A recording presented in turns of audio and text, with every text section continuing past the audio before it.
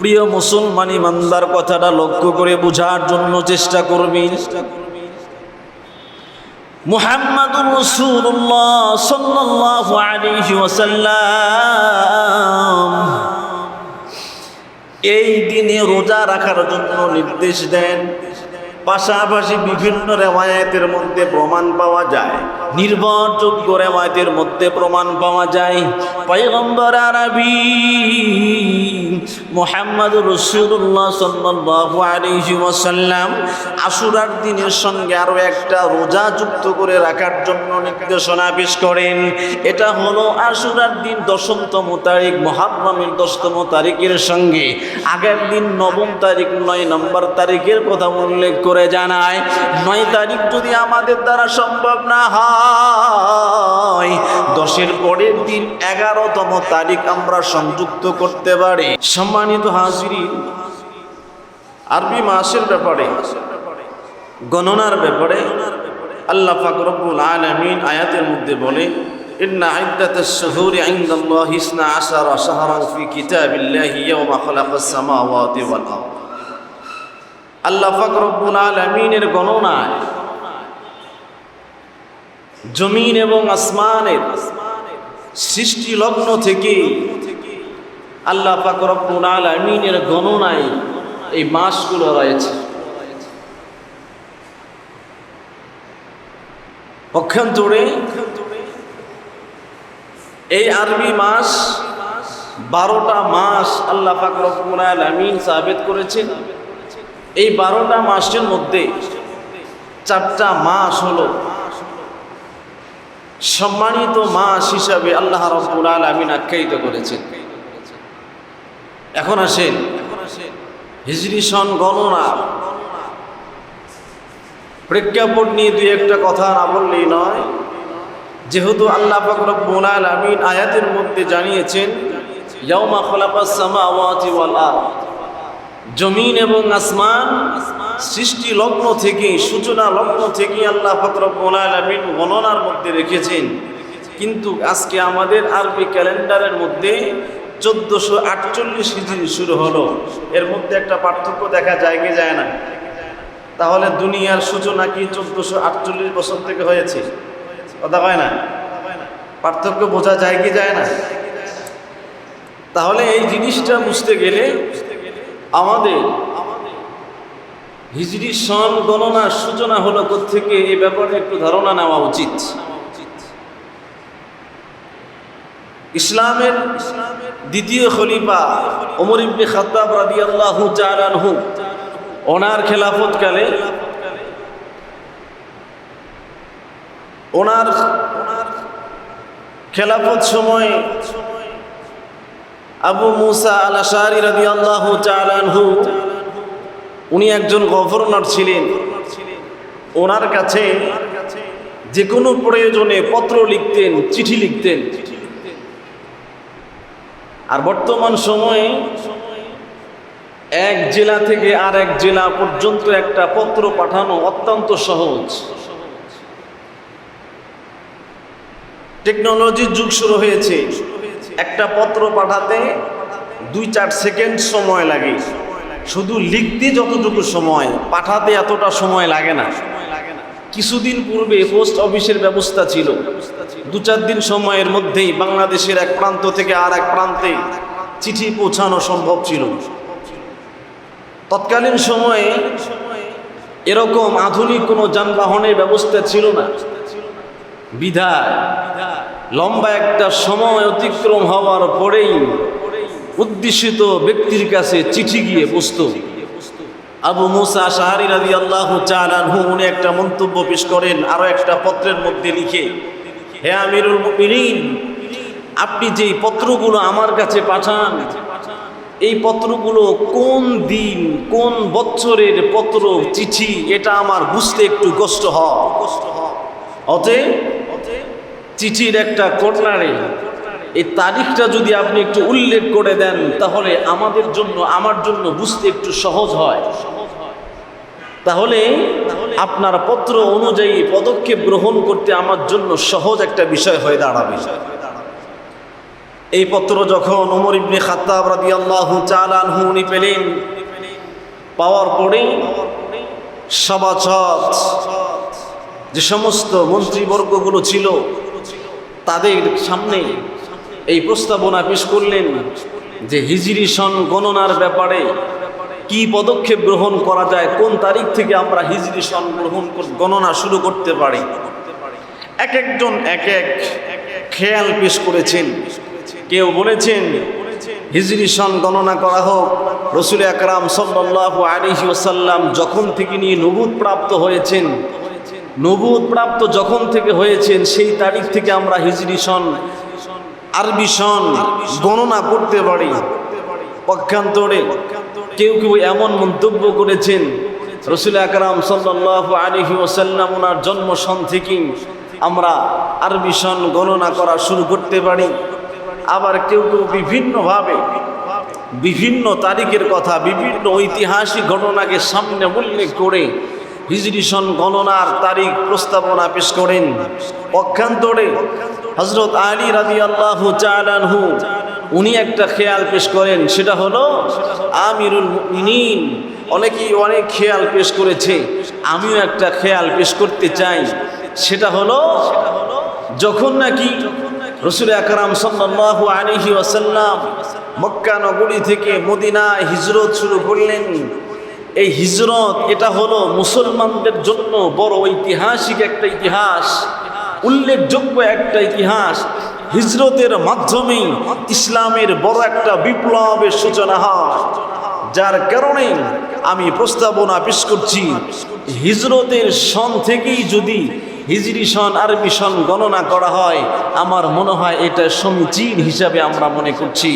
ওমর ইবনে খাত্তাব রাদিয়াল্লাহু তাআলা আনহু আলী রাদিয়াল্লাহু তাআলা আনহুর প্রস্তাবনা গ্রহণ করার পরে সকলকে জানালেন এই তারিখটা, এই বছরটা যদি আমরা হিজরি সনের সঙ্গে হিজরি সন গণনার সূচনা লগ্ন ধরে নেই তাহলে কারো কোনো আপত্তি আছে কিনা। সকলেই সমচ্ছরে সহমত পোষণ করে বলেন এই হিজরি সন গণনার সূচনা হতে পারে। সকলেই বলি আলহামদুলিল্লাহ।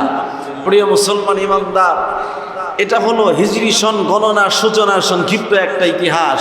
সাথে আরো অনেক কথা আছে, সংক্ষিপ্ত সময়ে লম্বা কথা শোনানোর সময় নেই। প্রিয় মুসলমান ইমানদার, লক্ষ্য করে বুঝুন এ ব্যাপারে আল্লাহ পাক রব্বুল আলামিন আয়াতের মধ্যে আরো একটা শব্দ উল্লেখ করেন, মিনহা আরবাআতুন হুরুম। এই 12টা মাসের মধ্যে 4টা মাস সম্মানিত মাস হিসাবে আল্লাহ পাক রব্বুল আলামিন উল্লেখ করেছেন। এই 4টা মাস আয়াতের মধ্যে কোন কোন 4টা মাস আয়াতের মধ্যে উল্লেখ নাই। লক্ষ্য করে বুঝুন প্রিয় মুসলমান ইমানদার, ইসলামের বেসিকলি ধারণাগুলো আমাদের জেহেনে থাকা জরুরি। আমরা মুসলমান হিসাবে নাম দাবি করি, ইসলামের খাতায় নাম যেহেতু লিখিয়েছি, ইসলামের বেসিকলি ধারণাগুলো যদি আমাদের জেহেনের মধ্যে না থাকে, মুসলমান দাবি করা মৌলিকতা আসে না, যুক্তিকতা আসে না। কথা বলেন ঠিক কিনা? তো বলতেছিলাম যেই 4টা মাসের কথা, সম্মানিত মাসের কথা আল্লাহ পাক রব্বুল আলামিন আয়াতের মধ্যে উল্লেখ করেছেন। আয়াতের মধ্যে 4টা মাস কোন কোন মাস সেটা উল্লেখ নাই, এটা হাদিস থেকে আমরা একটু জেনে নেব। عن أبي بكرة رضي الله تعالى عنه قال عن النبي صلى الله عليه وسلم الزمان قد استدار كهيئته يوم خلق السماوات والأرض السنة 12 شهرا منها 4 حرم। প্রিয় মুসলমান ইমানদার, কথাটা লক্ষ্য করে বোঝার জন্য চেষ্টা করবেন। আল্লাহ পাক রব্বুল আলামিন যে আয়াতের মধ্যে 4টা মাস সম্মানিত মাসের কথা উল্লেখ করেছেন, এই 4টা মাস কোন কোন মাস আয়াতের মধ্যে উল্লেখ নাই। তবে হাদিসের মধ্যে পয়গম্বর আরবি মুহাম্মদ রাসূলুল্লাহ সাল্লাল্লাহু আলাইহি ওয়াসাল্লাম জানাই, আয-জামানু ক্বাদ ইস্তাদারা কাহাইয়াতিহি ইয়াওমা খালাকাস সামাওয়াতি ওয়াল আরদ। যখন থেকে নিয়ে জগৎটা শুরু হয়েছে তখন থেকে নিয়ে গণনার সূচনা যে অবস্থার মধ্যে ছিল আজও সেই অবস্থার মধ্যে পরিবর্তিত হচ্ছে। মুসলমান ইমানদার তার মধ্যে 4টা মাস হলো সম্মানিত মাস পয়গম্বর জানায়। 1 নাম্বার মাসটা হলো, বলার আগেই পয়গম্বর বলেন সালাসাতুন মুতাওয়ালিয়াতুন, 3টা মাস হলো ধারাবাহিকভাবে চলমান। 1 নাম্বার মাসটা হলো যুলকাদা ওয়া জিলহজ্জা। 1 নাম্বার হলো জিলকাদ, 2য় নাম্বার জিলহজ, 3য় নাম্বার হলো মুহররম। জিলকাদ, জিলহজ এবং মুহররম 3টা মাস হলো ধারাবাহিকভাবে রয়েছে। আরেকটা মাসের কথা পয়গম্বর হাদিসের মধ্যে উল্লেখ করে জানায়া দেন, ওয়া রজব মুজারাল্লাযী বাইনা জুমাদা ওয়া শাবান। আর 4th নাম্বার মাসের কথা পয়গম্বর হাদিসের মধ্যে উল্লেখ করে জানায়, 4th নাম্বার মাসটা হলো রজব, শাবান, জমাদিউল উখরা এবং শাবানের মধ্যবর্তী যে মাসটা রয়েছে এই মাসের নামটা হলো রজব মাস। বলেন না সুবহানাল্লাহ। প্রিয় মুসলমানি বান্দার পয়গম্বরে আরবি মুহাম্মাদুর রাসূলুল্লাহ সাল্লাল্লাহু আলাইহি ওয়াসাল্লাম 4টা মাসের কথা হাদিসের মধ্যে উল্লেখ করে জানায়া দেন। শুধু তাই নয়, মুহররম মাসটা বছরের প্রথম মাস উল্লেখ করে জানায়।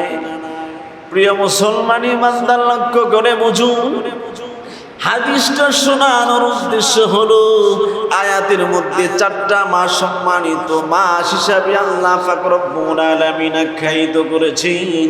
4টা মাস কোন কোন মাস আয়াতের মধ্যে নাই? আমাদের আয়াত শোনার পরে ধারণার মধ্যে আসতে পারে আল্লাহ পাক রব্বুল আলামিন 4টা মাস সম্মানিত মাস উল্লেখ করেছেন। 4 মাস কোন কোন মাস আয়াতের মধ্যে নাই? চিন্তার একটা বিষয় থাকতে পারে, যার কারণে হাদিস দ্বারা প্রমাণ পেশ করে নিলাম।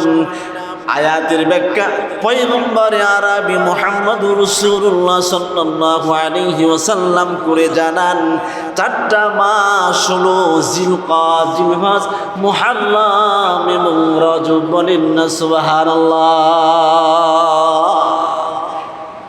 4টা মাস হলো জিলকাদ, জিলহজ, মুহররম এবং রজব। এই 4টা মাসের মধ্যে একটা মাস যেটা আমরা উল্লেখ করলাম মুহররম মাস। এই মুহররম মাস কিন্তু আমাদের শুরু হয়েছে আজকে 3 তারিখ, 3 তারিখ। এই মাসের মধ্যে অন্যতম একটা দিন রয়েছে, সেটা হলো আশুরা, 10তম তারিখ। আমরা জানি কি জানি না? কথা কয় না, জানি কি জানি না? 10ম তারিখ আশুরার দিন, এটা উল্লেখযোগ্য, মুসলিম ইতিহাসের মধ্যে উল্লেখযোগ্য একটা দিন হিসাবে আমরা জানি। এই দিনটার ব্যাপারে অত্যন্ত গুরুত্ব বহন করে, এই দিন অত্যন্ত গুরুত্ব বহন করে। এই দিনটা কিরকম গুরুত্ব বহন করে? পয়গম্বর আরবি মুহাম্মদুর রাসূলুল্লাহ সাল্লাল্লাহু আলাইহি ওয়াসাল্লাম হাদিসের মধ্যে জানান, عن عبد الله بن عباس رضي الله تعالى عنهما قال قدم النبي صلى الله عليه وسلم المدينة। আব্দুল্লাহ ইবনে আব্বাস রাদিয়াল্লাহু তাআলা আনহুমা মদিনায় যখন গমন করেন, ফারাআল ইয়াহুদা, ইহুদিদেরকে লক্ষ্য করেন, তাসুমু ইয়াউমা আশুরা, তারা আশুরার দিনে রোজা রাখতেছে। ফাকালা মা হাদা, রাসূল আকরাম সাল্লাল্লাহু আলাইহি ওয়াসাল্লাম জিজ্ঞাসা করলেন, এটা কোন দিন, কিসের কারণে তোমরা রোজা রাখতেছো? ক্বালু ইয়াউমুন সালিহুন, সকলে উত্তর প্রদান করে এটা হলো এমন একটা দিন, এমন একটা সুদিন আমাদের জন্য।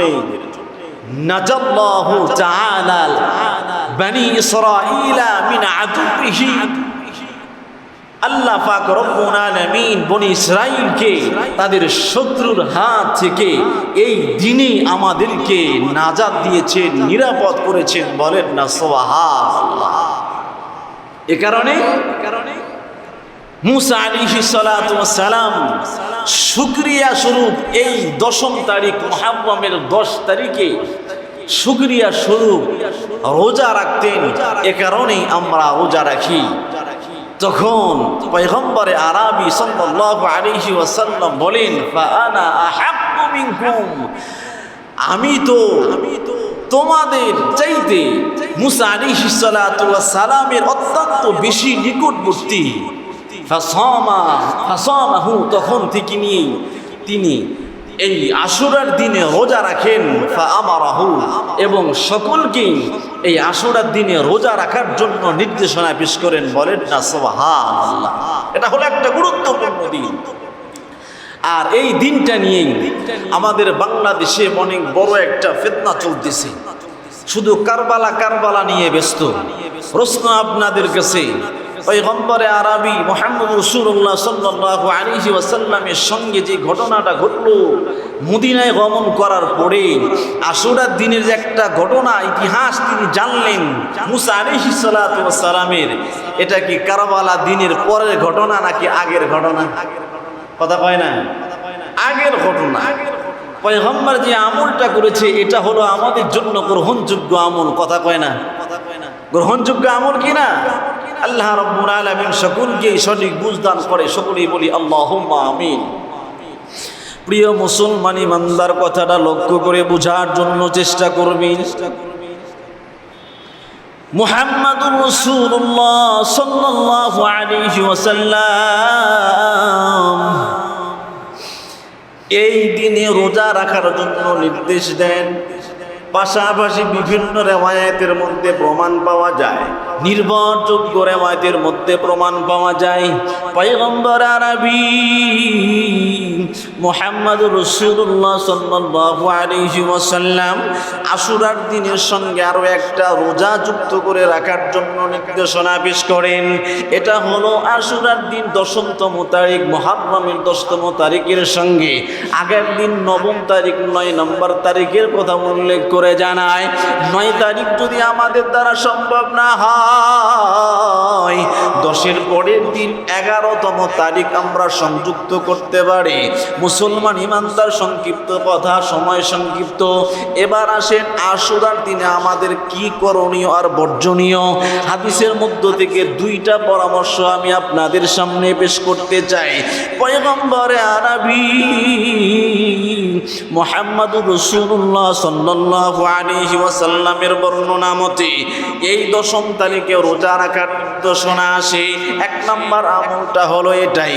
2য় নম্বর আমলটা হলো এমন, হযরত আলী রাদিয়াল্লাহু তাআলা আনহুকে একজন সাহাবী এসে জিজ্ঞাসা করে, আমিরুল মুমিনিন, এই 10তম তারিখের ব্যাপারে, আমলের ব্যাপারে আপনার কাছে কোনো নির্দেশনা আছে কিনা? পয়গম্বর থেকে কোনো সঠিক নির্দেশনা, নির্ভরযোগ্য নির্দেশনা পেয়েছেন কিনা আমাদেরকে জানান।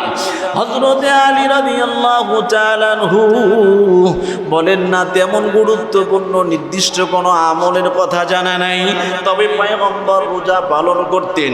2য় নাম্বার কথা, একদিন আমি পয়গম্বরের পাশে বসা ছিলাম। পাশে বসে থাকা অবস্থায় আগন্তুক একজন মানুষ এসে পয়গম্বরকে ওই দিনের আমল সম্পর্কে জিজ্ঞাসা করলে পয়গম্বর সুন্দর ভাষায় একটা কথা জানায় দেয়, তোমরা এই দিনে আল্লাহ রাব্বুল আলামিনের কাছে তওবা করবে। কেন না বনি ইসরাঈলের তওবা আল্লাহ পাক রব্বুল আলামিন এই দিনে কবুল করেছেন। শুধু তাই নয়, আল্লাহ পাক রব্বুল আলামিন আরো অন্য জাতিদের তওবা এই দিনে কবুল করবেন। বলেন না সুবহানাল্লাহ। কয়টা আমল পেলাম বলেন? 2টা আমল। 1 নম্বর আমলটা হলো এই দিনে রোজা রাখা, আশুরার দিনে রোজা পালন করা। 2য় নম্বরটা হচ্ছে বেশি বেশি তওবা করা। কি করা বলেন? তওবা করা। তওবার গুরুত্ব আছে না নাই? আছে না নাই? গত জুমায় একটা বিষয়ের উপরে আলোচনা করতে একটা হাদিস আপনাদেরকে শোনাইছিলাম। হাদিস শোনানোর পরে আপনাদের 2টা হাত একটু উঁচু করে তওবার দরওয়াজায় পৌঁছানোর জন্য চেষ্টা করেছিলাম। হাদিসটা হলো এমন, যেই সমস্ত মানুষগুলা দুনিয়ার বুকে মাদকের সঙ্গে জড়িত থাকবে, হাসরের ময়দানে তাদের কতকের চেহারা বানর এবং শূকরের মতো হয়ে যাবে। যখন হাসরের ময়দানে বাবা সন্তান উভয়জন উপস্থিত থাকবে। থাকার পরে এরকম ভাবে বাবা যদি তার সন্তানকে দেখে আমার সন্তানের চেহারা শুকরের মতো হয়েছে, হাজার হাজার মানুষ, লক্ষ লক্ষ মানুষ, কোটি কোটি মানুষের সামনে যদি দেখে আমার সন্তানের চেহারা শুকরের মতো হয়েছে, ওই জায়গায় বাবার চেহারা সবচেয়ে অসহায় বোধ হয়ে যাবে, সবচেয়ে লাঞ্ছিত হয়ে যাবে। এই হাদিসটা উল্লেখ করার পরে আমি আপনাদেরকে বলেছিলাম আসুন না সকলে তওবা করি মাদক থেকে বেঁচে থাকার জন্যে। কেননা তওবাকারীকে আল্লাহ পাক রব্বুল আলামিন এমন পছন্দ করে, আত-তাইবু মিনাজ যামবি কামান লা যামবা লা।